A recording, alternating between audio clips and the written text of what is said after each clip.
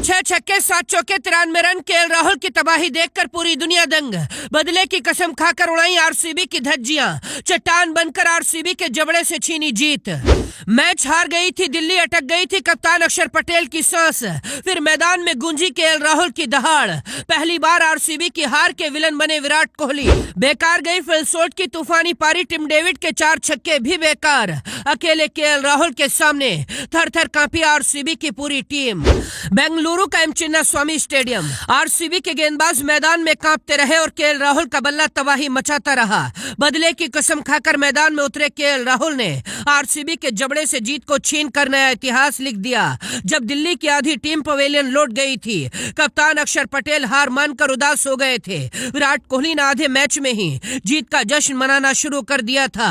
तभी घायल शेर की तरह दहाड़े केएल राहुल ने आरसीबी के गेंदबाजों की धज्जियां उड़ाकर पूरे मैच को पलट दिया। दरअसल आज दिल्ली के कप्तान अक्षर पटेल ने टॉस जीतकर आरसीबी को पहले बल्लेबाजी के लिए ललकारा था। आरसीबी की ओपनिंग जोड़ी में आए फिल सोल्ट और विराट कोहली ने 3 ओवर में ही 60 रन ठोककर तबाही मचा दी थी।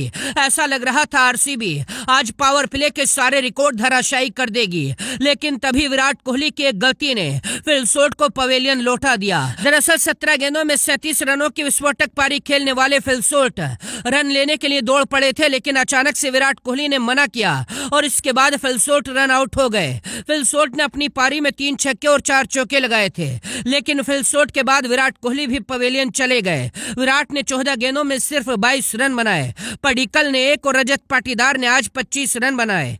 इनके बाद लियाम लिविंगस्टन ने 4 और जितेश शर्मा ने 3 रनों की पारी खेली, लेकिन आखिर में टिम डेविड ने 20 गेंदों में 37 रन ठोककर 4 छक्कों के दम पर आरसीबी का स्कोर 150 के पार पहुंचा दिया।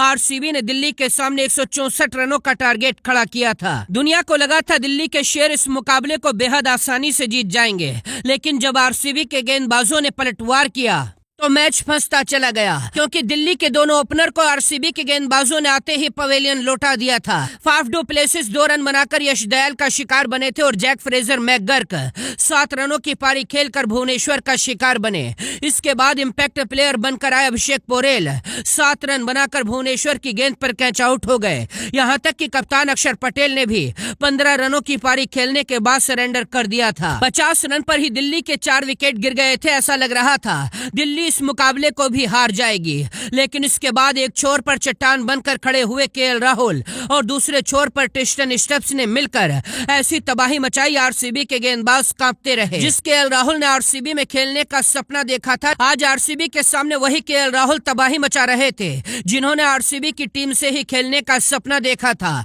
लेकिन आरसीबी ने केएल राहुल पर कोई बोली नहीं लगाई थी।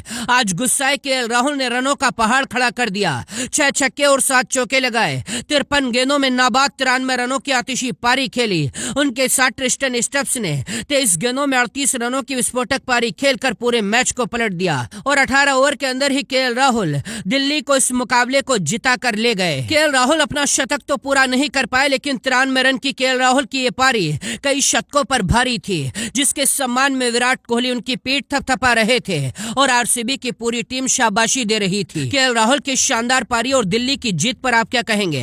लिखकर बताइए और देखते रहिए T24 लाइव।